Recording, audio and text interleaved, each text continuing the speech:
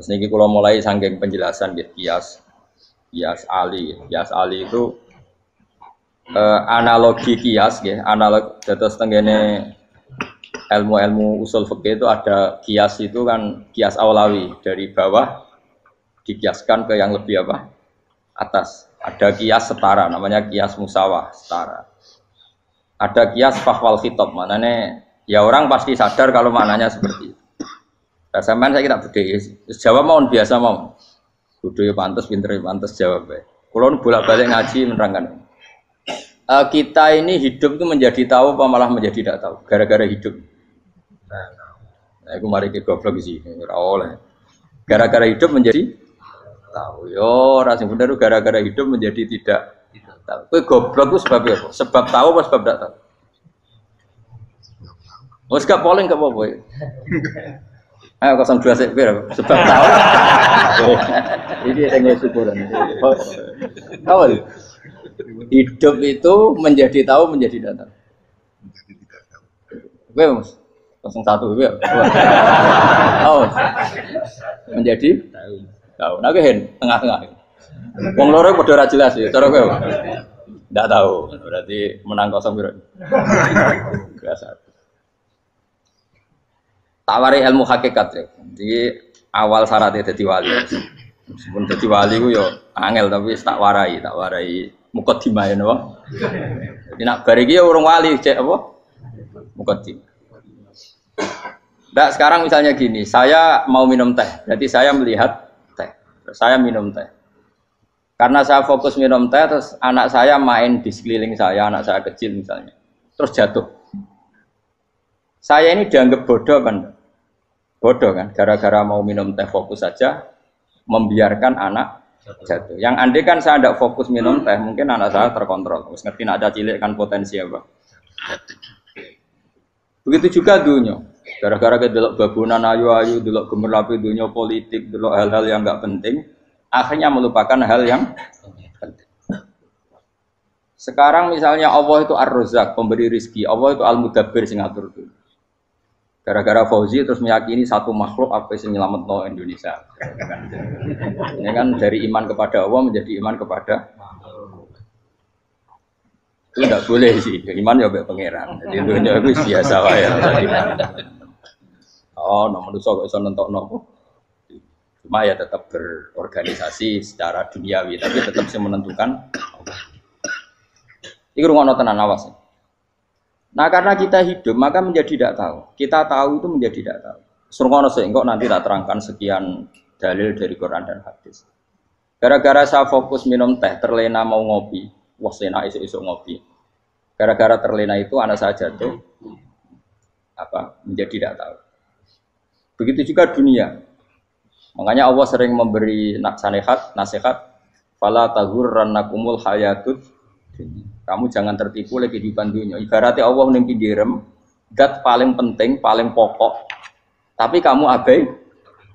Kamu bilang jabatan penting, teman penting, mitra pejabat penting, komunitas penting. Kamu sampai lupa bilang nak Allah itu lebih penting. Nah, ini sudah mulai kena hijab. Nah, orang yang kena hijab ini nanti tidak bisa masuk surga karena Allah duka dengan duka marah besar. Allah ngendikan kalla innahum ar-rabbihim yauma idzil lamahjubun. Orang-orang ini nanti ketika di akhirat terhijab dari saya. Karena zaman ning donya ora tau roh aku. Kenapa kok terhijab? Justru karena ada yang diketahui. Justru ada yang diketahui. Contoh paling mudah itu copet atau lonte atau koruptor atau apa saja. Misalnya nyuwun sewu orang jadi copet itu kan umur 17 atau misalnya jadi pekerja seks nakal itu kan umur 17 atau 18. Hanya karena pernah mendapat rezeki dari judi misalnya atau dari transaksi yang haram. Terus dia bilang gini, aku nak jadi copet mangan kopo. Aku nak judi mangan kopo. Aku nak gak jadi wong nakal mangan kopo. Padahal dia 17 tahun nyatanya bisa makan, birizkillah apa? Tapi pernah merasakan 1-2 bulan dari rezeki haram, dia menvonis seakan-akan tidak bisa makan kecuali dari rezeki haram. Ya itu tadi gara-gara tahu nikmatnya uang yang sepintas lewat haram, nyopet atau korupsi, terus menafikan nikmat-nikmatnya. Jadi dari tahu nikmatnya nyolong atau korupsi menjadi tidak. Makanya kalau dalam ilmu tasawuf itu gini Fuad Walian, manusia sekarang itu tidur, kalau mati baru bangun. Jadi cara ilmu tasawuf itu anna sunyamun wa idza matu intahu. Mungkin ada yang hafal tapi ra paham. Jadi rata terang. Anna sunyamun wa idza matu intahu. Manusa kabeh sak donya iku turu. Nek mati lagi tangi.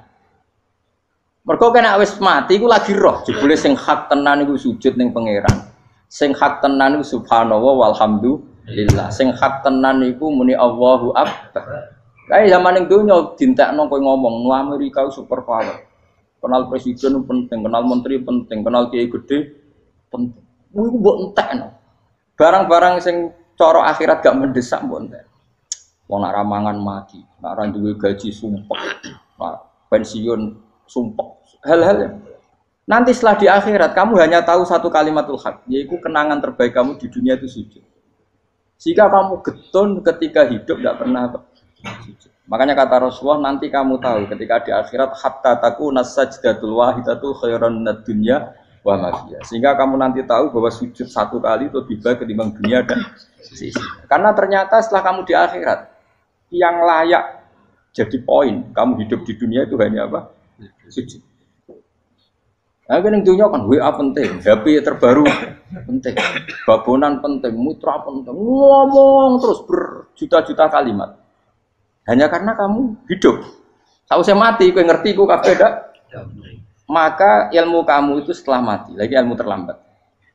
Nah, pas ilmu mau terlambat itu Allah duka, kalla apa alhaqumut takahatu hatta zurtumul qabir kalla saufa ta'lamun summa kalla. Terus kalla law ta'lamuna ilmal yakin la tarawunnal jahim. Pas kowe ilmumu wis bener, Gusti ternyata penting sujud teng jenengan, ternyata penting jenengan Allah Akbar. Pas roh pas wayah mlebu neraka, kok wis kecewa. Ya saiki tapi wayah mlebu neraka, roh wis terlambat. Mane tak warai saiki ben ora roh pas wayah mlebu neraka. Kok nak roh terlambat, pas roh wayah mlebu.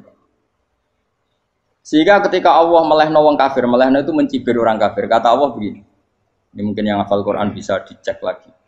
Fakashafna angka fito akafa basarukal yauma hadid. Jadi kata Allah ngomentari orang kafir ketika di akhirat, laqad kunta fi ghaflatin min hadza. Kamu lupa kan kalau ada akhirat seperti ini kata Allah. Fakashafna angka fito aka. Sekarang kamu saya kasaf, saya buka semua fakta. Fa basarukal yauma hadid. Sekarang pandangan kamu tajam. Dulu di dunia bilang misalnya seks penting, dugem penting, narkoba penting, maksiat penting. Kalau enggak gitu saya pusing. Nanti di akhirat semua ini jadi problem. Artinya apa? Gara-gara di dunia melihat gemerlapnya dunia, dia menjadi tidak tahu pentingnya Allah, tidak tahu pentingnya akhirat. Maka dengan hidup malah menjadi tidak tahu. Maka untuk menjadi tidak tahu itu sebabnya dua. Makanya polling 01 dan 02 sama benarnya tadi. Gara-gara tahu yang menjadi tidak tahu, gara-gara tidak tahu yang menjadi tidak tahu. Tadi misalnya kamu fokus ya, misalnya rukin jelalatan untuk cawe itu, fokus untuk cawe itu, gak Allah waktu ngarepe kejengkang, kesandung. Berarti gara-gara melihat menjadi tidak tahu. Ya kira-kira seperti itu. Gara-gara fokus delok dunya nganti ra roh hae Allah Subhanahu wa taala. Di sini Allah sering pesan fala taghurrannakumul hayatud dunya wala yaghurrannakum billahil ghurur. Kamu jangan tertipu dengan kehidupan dunia. Makanya saya itu orang yang paling fanatik sujud. Soalnya kalau suwun jenengan sing sujud. Wes sujud salat 5 waktu lah nikmati. Karena sekali kamu terbiasa mensifati dunia ini penting, nanti kamu akan lupa mensifati akhirat itu penting. Dan itu awal kamu tergelincir dari ansawa isabil, dari jalan yang benar. Makanya tadi pepatahnya orang sufi apa? Anna sunyamun wa idza matu indah. Manusia itu tidur, kalau mati baru. Terus contoh kedua begini. Kenapa Allah begitu murka ketika orang tidak mengerti hak-haknya Allah? Bukan karena Allah anarkis atau keras, tidak. Memang secara akal pasti begitu. Saya sama tak beda ini. Lihat contoh gampang-gampang saja, tak wari logika. Kalau ada orang buta lewat kemudian nabrak tembok, karena apa? Karena buta kan? Buta itu maknanya apa? Tidak tahu. Akibat tidak tahu, nabrak tembok. Ya kan? Karena tidak tahu. Karena tidak tahu, nabrak tembok. Karena tidak tahu, terjatuh di sungai. Karena tidak tahu, terjatuh di jurang. Sekarang juga sama. Orang karena tidak tahu pentingnya agama, tidak tahu pentingnya Allah, kemudian dia fokus ke duniawi. Akhirnya ya nabrak tembok. Natijanya sama enggak? Saya ulang lagi ya, orang buta karena tidak tahu nabrak tembok. Orang fokus untuk perempuan cantik atau melihat apa, kemudian dia tidak tahu depannya juga nabrak. Untuk menjadi nabrak itu syaratnya tidak tahu apa tahu. Bisa dua-duanya. Tidak tahu ya sebabnya nabrak, fokus ke yang lain ya bisa. Maka tidak tahu ya sebab nabrak, fokus ke yang lain juga sebab. Nah mata kita, hati kita ini sudah dipenuhi hal-hal yang tidak penting. Sehingga kita lupa dari hal yang penting. Kayak tadi kita mau minum kopi saja, fokus sampai meninggalkan anak main sampai jatuh. Berarti minum kopi sebenarnya tidak satu kebodohan. Tapi ketika membiarkan anak kecil jatuh itu adalah kebodohan. Sebetulnya makan, menikmati dunia itu tidak kebodohan. Tapi ketika Anda melupakan Allah itu menjadi satu apa? Kebodohan. Ini disebut kamu jangan terlena oleh kehidupan apa? Dunia. Nah kenapa terlena? Itu kakean delok. Mulane Nabi itu ora tau delok dunia. Nabi, saya ini tak latih gitu wali, tapi muka dimah. Kulon itu belum pernah delok. Saya pernah punya kakak wakil bupati, punya teman gubernur banyak tuh. Kalau delok susu rawani, mereka khawatir senang. Nabi itu pernah, Nabi itu jenenge manusia, pernah lewat itu. Kemudian tonggo-tonggone Nabi kebetulan pas pulang bawa unta-unta banyak. Itu Nabi melihat mungkin 0, sekian detik. Itu dilori pangeran. La tamuddanna ainaika ila ma matta'na bihi azwajam minhum zahratal hayatid. Jadi misalnya kayak rogen misalnya dulu wong numpak Alphard pejabat ana sing bukakno. Enak aja nak jadi wong ngene iki. Kalimat itu direkam oleh Allah bahwa Mustafa pernah ngomong enake dadi wong iku numpak Alphard ana sing bukakno. Tapi kan tetap kirim. Sehingga nanti di akhirat kalimat itu direkam misalnya nanti ternyata yang numpak Alphard misalnya nyuwun sewu misalnya yang numpak Alphard tadi tetap di neraka, kamu ya ikut di neraka. Karena dia menikmati Alphard lali akhirat, kowe yo ngangen-angen kepengen seperti itu. Maka poinnya sama. Kalau pun rokok bareng. Terus ada orang sujud di musola, melarat sujud. Kowe gak pernah enake dadi wong iku. Padahal sujud itu yang menjadi orang masuk surga. Terus kowe ditakoki ning akhirat. Kowe tahu angen-angen dadi wong sujud mboten nate. Tapi kowe tahu angen-angen mewah nate. Yes, seneng kono kira-kira gitu. Lha iku latara undal pas kowe roh ilmu yakin pas wae mlebu neraka. Lha iki mulane tak ajari dini kiat-kiat supaya kira mlebu. Makanya latih melihat dunia gue juga kesuwen. Misalnya di konco, di pejabat. Kalau nanti di keluarga pejabat, sampai sekarang pun saya sering punya teman. Buat nanti kalau melihat bahwa dia pejabat. Karena saya takut dosa. Saya melihat dia seorang mukmin yang sujud, yang sholat. Saya bodoh sekali kalau melihat dia pejabat. Karena itu tidak ada artinya di akhirat. Saya sampai sekarang yang saya melihat presiden orang yang mukmin, sehingga saya harus hormat. Saya melihat bupati orang yang mukmin, sehingga saya harus hormat. Melihat sampean ini wong sing mukmin, malah gue jalalan barang ini sudah mukmin plus. Jadi rasa tiga ekor tuh pinter gue jalalan. Jalalan budal bisa gaya bisa. Budal lu rano mana nih? Oh anu keangger wong bisa maca kitab oh. Just lah. Jadi saya ulang lagi ya. Makanya saya itu nanti kalau sampean alim sudah kayak saya, itu pasti nggak kagum sama sahabat. Sahabat itu, apalagi Rasulullah ya tentu. Sahabat dulu aja yang gampang ditiru. Sayyidina Umar ketika ditusuk oleh siapa Abu Lu'lu siapa? Al-Majusi. Abu Lu'lu itu seorang Majusi. Dan Umar itu orang pendendam. Dia orang pendendam. Tapi tentu karena dia orang baik, ya pendendamnya hal-hal yang baik. Coba kalau kamu ditusuk orang itu dendam enggak? Kira-kira sebagai manusia kan dendam. Itu tanyanya begini sama yang ya taruh sekarang orang dekatnya. Yang bunuh saya tadi siapa? Oh itu Abu Lu'lu Al-Majusi, Hulamul Muhirah. Dia budaknya Muhirah. Majusi, iya ya Umar. Dia sudah mau mati. Itu ngetikan gini, sama siapa alteknya? Alhamdulillahilladzi lam yaj'al maniyati biyadi rajulin sajadalaka sajdah yuhajuni biya yaumal qiyamah. Ya Allah, terima kasih sekali ya Allah. Engkau mentakdirkan saya dibunuh oleh orang yang enggak pernah sujud. Kalau saja dia pernah sujud, maka dia berhak menuntut saya dengan sujudnya untuk masuk surga.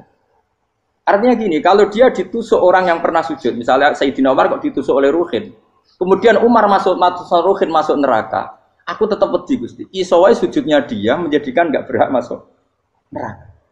Artinya Umar sangat hormatnya pada sujud itu dia nggak berani. Jadi kira-kira kok Umar sujud kue, itu kira-kira rawani masuk anak kue mlebu neraka. Piye-piye di kekuatan sujud yang mempotensikan tetap dia masuk surga. Makanya dia seneng, dedame kesampaian. Syukur lah, nak mateni aku nggak tahu sujud. Jadi tak patut nang neraka langsung gludeng ngono kira-kira gitu. Saking hormatnya ambek sing jenenge sujud. Tapi kita sekarang enggak rawong ning musala sujud. Ya kan wong nganggur. Otak kita ini sudah PKI lah kamu. PKI halus. PKI yang tanpa kartu, paham? Makanya Allah kalau muji sujud, enggak sampean tak latih supaya baca Quran yang benar. Kayak apa Allah bikin Ka'bah? Kayak apa mulianya Ka'bah? Itu dibikin Allah untuk apa? Lil akifina wa satusai warrukais sujud, dan untuk orang-orang rukuk dan sujud. Ketika Allah menurunkan rezeki di bumi dan di langit, itu perhitungannya Allah mau sitok asli. Rabbana liyuqimus shalah. Faj'al afidatan minan nas tahwi ilaihim warzuqhum minas sama. Gusti, ben nak sujud ku kuat. Piye-piye menungso nak ramangan ra kuat. Nak is kuat dia tenaga yo ben sujud, liyuqimus shalah. Ketika Allah muji orang baik, atau ibunal abidunal hamidunas saihuna satruse arraqiunas sajid, yang rukuk yang sujud. Karena tadi ketika nanti Anda di akhirat, kenangan terbaik Anda di dunia itu hanya sujud. Liyane iku coba misalnya kene akhirat terus video disetel sih, pas kongkoi ini perapatan.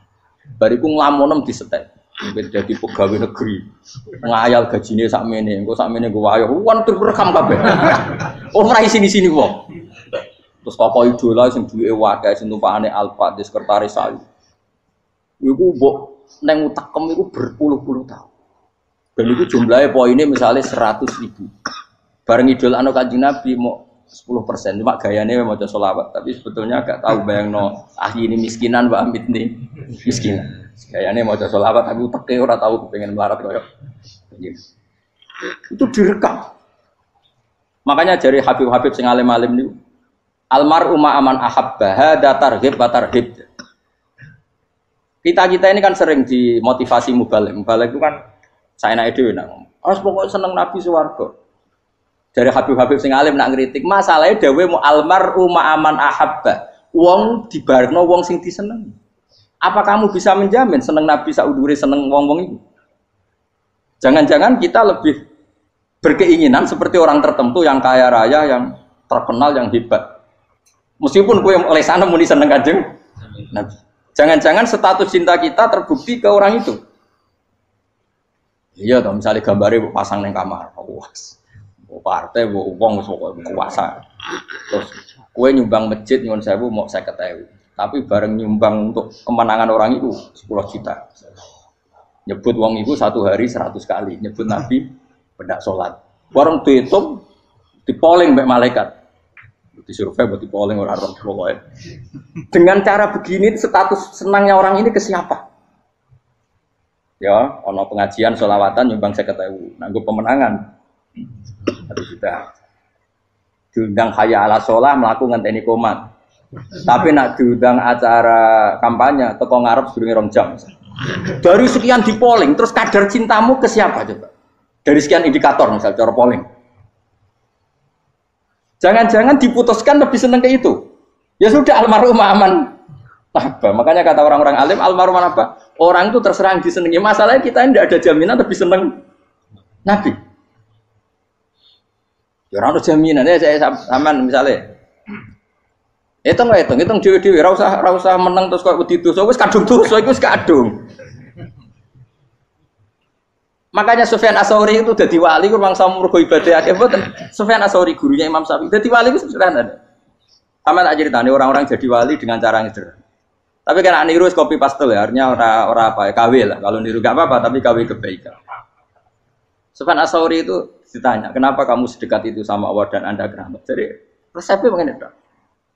Saya itu belum pernah ke masjid nunggu adzan. Paling enggak setengah jam, 1 jam sebelum adzan itu saya sudah ada ke masjid. Ditanya, kenapa begitu? Ketoke kok kawula sing elek, moroe ngenteni dicelup. Terus ngerti nak wayahe yak ngono iku Allah nyeluk. Misale saya punya cah dalem. Atau saya punya karyawan, tiap jam 8 itu buka toko. Nah, bayangno itu sih. Saya punya karyawan, tiap jam 8 tugasnya buka. Selalu buka tokonya ngenteni tak panggil. Hen, toko buka, siap. Tapi besok yang ngono lagi, Hen jam 8 buka, siap. Tiap hari gitu, kira-kira ngedarani karyawan iku goblok apa sopan. Kira-kira enggak jawab deh. Goblok kritik ndak usah gitu.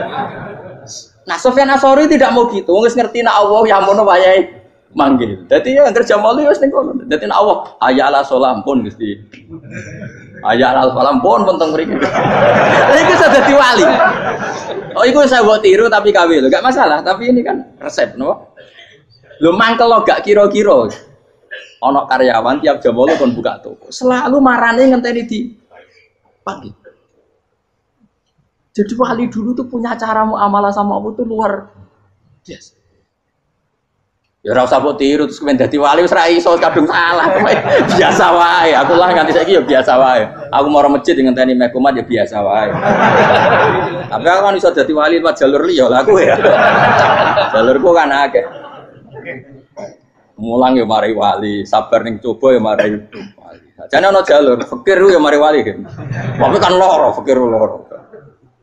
Jadi Imam Adil ya wali, dia bojo judes itu wali, masyhur. Ana wali barokah di bojo judes. Jadi ya jalur dadi wali. Wah lebih ngeri lagi. Ngeri tenan, nanti akhirat aja wedi. Jadi anak jote wae kan. Para suami takut istri silakan baris, bareng sing wis baris, bareng sing wedok. Pak Rene lho tetep moro-moro. Wah, wedi bojo kegawangan ini akhirat bahaya, you know. Yes. Bahaya wedi bojo nganti kegawan apa? Masyhur jadi cerita-cerita wali guys. Biasa ulang lagi ya. Latih, meskipun dari kecil latih. Makanya kamu tahu kenapa Quran itu kalau ngendikan sujud kayak gitu spesial. Balillah fa'bud wa kum minas syakirin. Jadi meskipun kita di dunia umumnya orang saya makan, saya minum. Saya juga punya istri, punya keluarga. Tapi saya belum pernah melihat anak saya itu sebagai anak saya. Saya kalau melihat anak saya ini teman sujud saya, nanti yang meneruskan sujud saya. Saya tenan kulon bolak-balik ditanya istri saya dan agak-agak marah. Terus Pak, kenapa kamu hormat sama anak sampai gitu? Kalau nanti manja gimana? Kalau terlalu manja, saya bilang itu udah anak saya. Itu nanti yang meneruskan sujud saya, meneruskan rukuk saya nanti pasti mati. Dan saya butuh di bumi selalu ada yang sujud sama Allah. Dan itu yang paling dalam otoritas saya itu anak saya. Orang lain itu enggak dalam otoritas saya. Jika kita melihat anak itu ini penerus sujud saya, penerus rukuk saya. Kita enggak sudah duniawi sekali. Rumah tanah, anak tua ben di rumah. Kapitalistik. PKI lah pikirannya yang ngono Cina ya ngono. Wong fasek-fasek ning dalan ngono. Kowe nggawa jalalan ngalor itu PKI ngono. Jadi dulu itu kalau para nabi donga fahab li milladunka waliya yarithuni wa yarithu min ahli Yakub, seorang turunan yang meneruskan tradisi sujud, tradisi. Sehingga ulama-ulama dulu kalau dongakno anake ya min ahli sujud wa min ahli Quran wa min ahli sunnah napa. Enggak apa-apa kowe seneng donya gak apa-apa. Ora usah tak warai wis seneng dhisik. Paham dadi ora usah cara Gus Bak ra apa-apa. Ora usah tak arani ra apa-apa wis mbok lakoni. Makanya kula suwun sangat. Sujud itu luar biasa. Nanti kamu di akhirat, kenangan terbaik Anda di dunia adalah pernah apa? Bayangkan kalau itu jadi orientasi Anda. Anda berpolitik, melok partai Gerindra, Golkar, PDI, supaya jadi penyuara sujud tidak dilarang di Indonesia. Karena umat Islam mayoritas. Saking mayoritasnya sampai pejabat rasolat rawani. Pejabat rasolat bakal dipilih. Itu berarti kamu berpolitik niat bikin satu pressure supaya standar orang benar adalah sing nopo? Sujud itu ya benar. Kok yang kaya kerja biar bisa beli tanah untuk masjid, yang orang miskin ikut menopang supaya masjid itu berdiri. Semuanya orientasinya menuju apa? Sujud. Jadi tidak sujud itu harus jadi wong khusuk sing goblok terus sujud terus. Tahu-tahu negara dikuasai komunis misalnya. Terus akhirnya sujud gila. Termasuk menciptakan satu suasana Islami di negara ini juga berarti menciptakan keberlangsungan sujud. Karena dengan suasana Islami berarti sujud tidak dilarang bahkan dianjur dan sebagainya. Ini penting saya katakan karena kalau tidak diingatkan ruwet. Nabi itu pernah punya anak dalam. Anak dalam itu setelah mau boyong terus santri itu ditanya, kamu minta apa sama saya? Ya Rasulullah kasih waktu 1-2 hari mau saya pikir. Karena yang menanyakan orang yang Sayyidul Awwalin wal Akhirin setelah sekian 2 hari, minta apa kamu? Jaluannya gak tanggung-tanggung. As'aluka murafaqataka fil jannah. Saya minta jadi temanmu di surga. Oh Nabi kaget tuh. Kok kalian diwarai wong? Mboten tercemar. Kok Nabi diwarai wong ndak ada ya. Terus kenapa kamu minta itu? Kata tadi, kalau saya minta dunia itu nanti zailah, dunia itu pasti hilang, faniyah pasti hilang. Maka yang abadi adalah saya jadi temanmu di surga.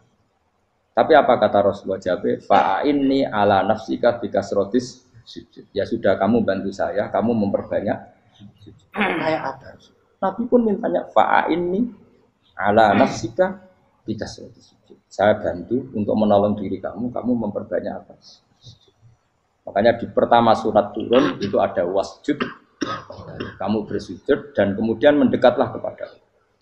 Tapi sekarang enggak, karena kita kena hijab duniawi, mitra penting, semuanya penting dan semuanya penting itu makna di hati kamu adalah hadun. Bahkan ngidolakno kiai perkara hadun nafsu, kowe nak dadi kiai gede. Wah, teko ditolak al-badru. Wale napu pidato MC-ne muni Saiful Fadilah wal Karomah, mbah sauni-unine MC. Baru disangoni dihormat. Tekan muji ulama wae dari segi ya baru bisa wayo akeh macam-macam. Utek nek saya elek, tekan muji ulama wis dari segi. Makanya saya ini termasuk ulama, kalau kan saya ngebis biasa. Kalau jarang kerso di panggungnya seneng dulu. Supaya semua ulama udah dipandang secara apa? Dunia. Saya sampai sekarang ngedus anak kula biasa. Teng pasar gitu biasa, kalau marung teng pasar mangan gitu biasa. Nak seneng kula ben atas nama wong alim karena apa? Kalau kita terlalu menikmati dunia, lama-lama orang seneng ulama juga dari sisi dunia. Keren dadi kiai teko disualami dicucupi munggah. Ya enggak apa-apa itu enggak dosa sebenarnya, tapi takut saya utek elek-elek iku ngidolakno perkara dunia, show-nya itu lho, Pak. Jadi wong ini tak pikir teko ngaji bar wis warmu paham karmu ora karep. Mulan ngarep ora ngaji karmu. Mesti rugi kowe ya, aku tenang ae lah aku. Ben orang itu latihan ikhlas, napa? Latihan. Lho kadang gitu protes mbek tiyang dia. Gus, jenengan sekali-kali nak tidak tak derekno kok umum. Aku itu tidak mengharamkan itu, meneh kula dereng tuwa. Dereng haji malah turun, topa meneh. Dalane ra roh dereng kiai malah ngel-ngel wong. Ngurusin tahu tak mendarat nang kota, tak kon sepeda motor kan terno ning gone Malibu. Dalane ora malah yo nerang. Lha kene dalan akhirat ora ro donya ora ro sing ora iso. Lah tak kowe wong ijo urip. Dalan donya ora ro dalan akhirat ora mbok ro iku apa. Repot. Jadi kenapa saya ndak mau, bukannya menolak. Saya senang kalau kiai-kiai terhormat, senang sekali. Saya senang kalau ada ulama dihormati karena supaya jadi tradisi ulama itu terhormat. Tapi jangan semua ulama mau dihormati. Nanti lama-lama jadi siklus. Tekan mencintai kiai saja karena fasilitas. Gue senang jadi imam masjid akbar, masjid Istiqlal, imam besar. Senang mergo kenal presiden, datang dikawal. Senang jadi sudes, wah keren sholat ngarepe Ka'bah, teko dikawal askar. Ya kalau senang karena itu kan berarti menjadi dunia. Itu sirinya kenapa Rasulullah ketika ba'da Fathi Mekah sudah menguasai Mekah, sudah naklukkan Mekah Madinah.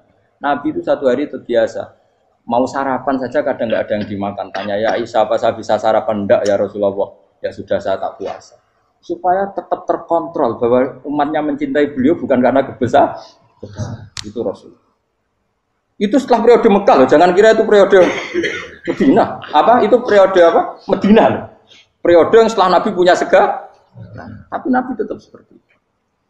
Kenangannya Aisyah sebagai istrinya apa coba? Dia cantik sekali. Aku tahu dia jal turu ngarepin Nabi terlentang. Ya Nabi tetap sholat. Nah, beliau sujud sikilku tak ingkretno. Nah, beliau ngadeg tak lonjoro meneh. Jadi Aisyah wa ana muqtaridotun bene adi turu terlentang. Jadi cara ya sudah terlentang. Nabi nak sholat suwi dia tetap sholat. Oke di bojo ayu orang ngerasa sholat. Bojo elek ora sholat meneh. Bojo elek ya menjunub meneh. Wis kowe ora kena go contoh kasus itu wong kasus.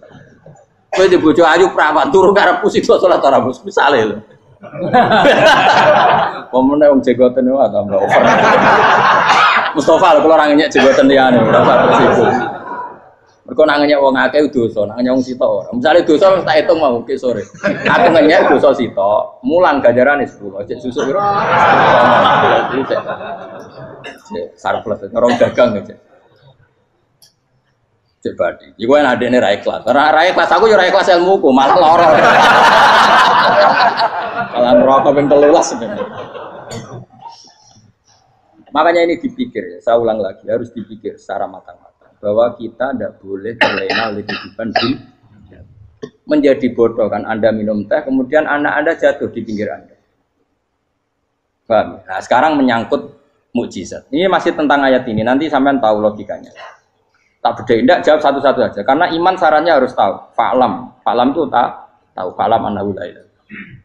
Ketika sekarang telur, saya memberitahu misalnya, Gen, telur ini udah dipitik, cara gue mungkin tau. Ayo jawab satu-satu. Mungkin kan? Tapi pertanyaannya, saat telur menjadi pitik kemudian mungkin, dan ayam ini bisa terbang, bisa selingkuh, bisa punya anak turun, itu menjadi mungkin itu kan kamu pun tidak ikut menciptakan. Ikut gak kamu menciptakan telur menjadi ayam? Tidak kan? Kan di luar kudroh kamu, di luar kemampuan kamu. Tapi kamu bilang itu mungkin. Ada onta yang buting, yang sudah hamil sudah. Kamu bilang, nanti onta ini mau punya anak. Dan anaknya nanti bisa jalan seperti induknya. Kamu katakan apa? Mungkin. Tapi saat Anda katakan mungkin, Anda ikut menciptakan enggak? Enggak kan? Tetap itu kudrohnya Allah. Tetap itu. Maka para nabi itu tidak tahu bedanya antara onta yang keluar dari indukannya dan keluar dari batu. Itu syaratnya jadi nabi, syaratnya jadi wali. Nah, saya kira nabi. Makanya Nabi Soleh ditakoki, bukti nak kudrohe pangeran itu. Lah kamu minta apa kata Nabi Soleh? Silahkan ada unta keluar dari batu itu. Nabi Soleh bisa. Ya tenan terus unta keluar dari batu. Terus kaumnya gawok. Wah kok hebat tenan unta metu kok batu. Jare Nabi Soleh, ya padha karo unta lahir kok indukane. Bedane apa? Yo beda. Lah bedane apa? Metu kok watu kok ya ora melok gawe. Metu kok indukane ya kowe ora melok gawe. Bedane apa? Tapi utakmu kena hijab, ngono niku ana bedane. Cara nabi-nabi ora roh bedane. Lah kula termasuk warasatul anbiya ya ora roh bedane cara. Waras utek kula niku waras. Lho lha yo misale kowe cara iman seperti itu yakin dadi wali. Wes sama amatir-amatir lah, wali swasta lah, pokoknya wis dadi. Jadi manusia itu lucu, sesuatu yang dia pun tidak bisa. Iku sok bedakno. Kalau telur menjadi ayam mungkin. Sapi keluar dari indukan mungkin. Biji padi menjadi padi besar mungkin. Tapi nak watu kok jadi biji padi mukhal. Lu saat yang dikatakan mungkin-mungkin itu apakah manusia ikut memberi? Tidak kan? Ikut menciptakan? Harusnya kan dia tetap bilang, yo aku menyaksikan itu karena ada kekuatan X yang menciptakan itu. Harusnya dia kalau mau konsisten kan, saya tidak bisa menciptakan telur jadi ayam, tapi ada kekuatan lain yang menciptakan.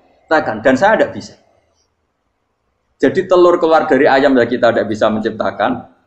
Sapi keluar dari indukan ya kita tidak bisa menciptakan. Termasuk untanya Nabi Soleh yang keluar dari batu besar kita. Makanya semua Nabi itu tidak tahu bedanya. Itu bedanya Nabi sama enggak Nabi. Makanya Nabi itu tenang ya, masyhur. Ketika perang Khandaq, Nabi itu kelaparan. Kemudian Jabir datang, ya Rasulullah, istri saya menyiapkan makanan untuk orang 6. Karena kambingnya hanya kecil. Maka hanya orang 6 saja yang kau boleh datang ke situ. Tapi Rasulullah dengan santainya, ya ahlal Khandaq. Padahal yang ngeduk Khandaq itu sekitar 3.000, ya ahlal Khandaq.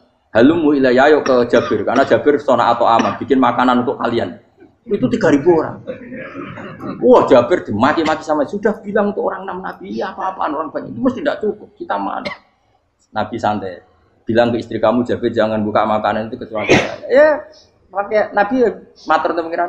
Gusti ini cukupkan untuk orang banyak. Sama Allah di ACC ya terus cukup. Karena bagi Nabi, Nabi tahu betul. Sekarang ketika beras menjadi beras, apa dalam kudroh kamu? Dalam kemampuan kamu? Enggak kan? Ketika sistem tubuh kita makan kemudian jadi kenyang, apa dalam kemampuan kamu? Kue muni mangan maknane sego bolebokno mulut, terus kue darani punya kemampuan makan. Apa setelah itu kamu mengendalikan sistem saraf kita, sistem urat kita? Enggak kan?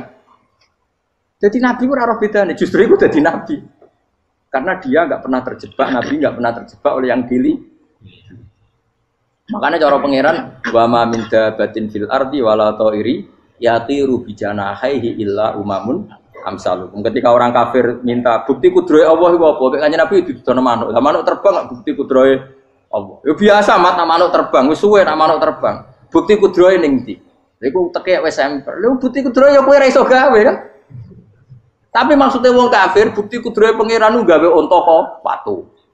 Lah bedane apa? Mau hale unta kok watu ambek kok indukane? Bedane apa jajan? Wong ibuke unta ya ngrasa gawe. Apa ibuke unta bisa menciptakan anakan unta? Kan tidak bisa juga. Manusia juga ada. Jadi itu wis cukup dadi kudrohe. Tapi manusia angger barang sering terjadi darani mungkin. Maknane mungkin dekne sing nentukan mungkin atau tidak. Padahal zaman mungkin pun dia ada ikut menciptakan. Ini lagi. Makanya itu kenapa Allah akhirnya bikin mukjizat supaya orang itu ingat kedahsyatan kudrohe Allah. Sebetulnya mukjizat itu tidak penting. Maksudnya tidak penting tadi untuk iman sebetulnya tidak perlu mukjizat. Makanya ketika Rasulullah SAW ingin nuruti mukjizat yang diminta orang kafir, Allah malah ngelingno inna fi khalqis samawati wal ardi wakhtilafil laili wan nar. Sajane ana langit, bumi, ada lautan, ada apa sudah bukti kudrohe Allah. Nah sekarang mukjizat kok ngenteni unta keluar dari apa tadi? Batu, ngenteni Nabi Soleh. Lautan merah di sebelah tongkatnya Nabi Musa terus terbelah. Itu dari mukjizat. Kalau itu maknanya mukjizat karena manusia tidak mampu, apa manusia mampu bikin lautan? Kan tidak mampu juga. Kenapa itu tidak dikatakan mukjizat? Lagi-lagi karena wis kena mataul huruf. Paham jelas ya? Makanya kata Allah, saiki wong ora percaya hari kebangkitan. Alasannya masa manusia jadi tanah menjadi manusia? Memangnya manusia yang sekarang hidup itu dari apa coba? Sengke nado melok pilek, pilpres, melok dukung mendukung itu memangnya dari apa coba? Dari tanah kan? Mestinya hari kebangkitan sejati ya sekarang ini orang-orang dari tanah sekarang berkeliaran ini ono sugo jalalan walam idul maknani. Iku yo kok lemah. Kemudian setelah jadi tanah mati, orang engkar, wah ini nggak mungkin jadi manusia lagi. Padahal zaman sekarang jadi manusia itu karena kudrohnya manusia apa karena Allah?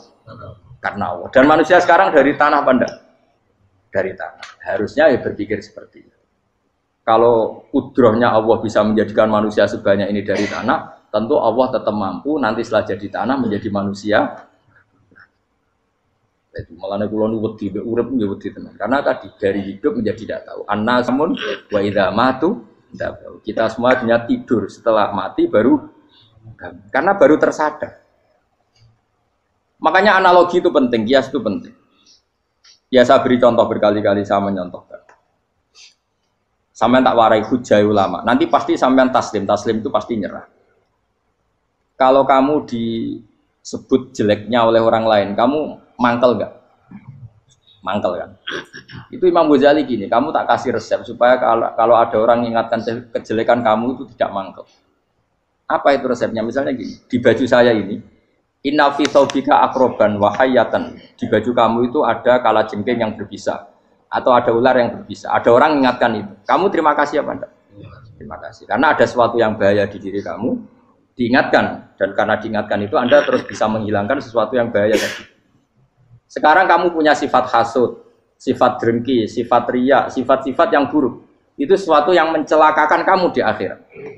Kemudian ada orang mengingatkan itu, harusnya kan kamu matur nuwun karena sifat yang buruk kamu diingatkan, kemudian kamu berusaha wong diingatkan ada kalajengking yang hanya madorot di badan kamu saja kamu terima kasih. Ini diingatkan ada hasud dengki yang madorotnya dunia akhir, kamu tidak terima kasih. Jadi itu ulama dulu. Jadi kalau bikin hujah itu gampang sekali. Jika ulama dulu kalau berdebat kemudian diingatkan temannya, kalau dia salah misalnya, itu ya tenang saja. Karena mereka cukup punya akal, punya analogi untuk nganggap itu biasa. Kayak diingatkan ada kalajengking di tubuh kamu. Kamu matur nuwun enggak sama ingatkan? Kila itu Imam Ahmad. Itu mudah mereka iman sama Allah dan Rasul. Maka na yu'minu billahi wal yaumil akhir falyukrim apa? Jaru. Kalau kamu iman sama Allah dan Rasul maka muliakan tetangga. Itu ada seorang ulama dipanggil tetangganya, ayo ke rumah saya. Setelah sampai, dah pulang saya tidak jadi butuh. Sampai di rumahnya dipanggil lagi. Ke situ lagi, dah pulang lagi saya sampai 3 kali. Itu si ulamanya senyum-senyum santai. Ketika pemuda tadi insaf dan minta maaf, kenapa Pak Ulama kamu kok tenang saja? Jawabannya enggak. Kata Rasulullah, saya disuruh hormat tetangga. Saya senang sekali bisa melakukan perintah Rasulullah. Jadi saya nurut kamu itu tidak ada urusannya dengan kamu karena perintahnya Rasulullah. Nangis pemuda tadi. Kalau kita kan enggak.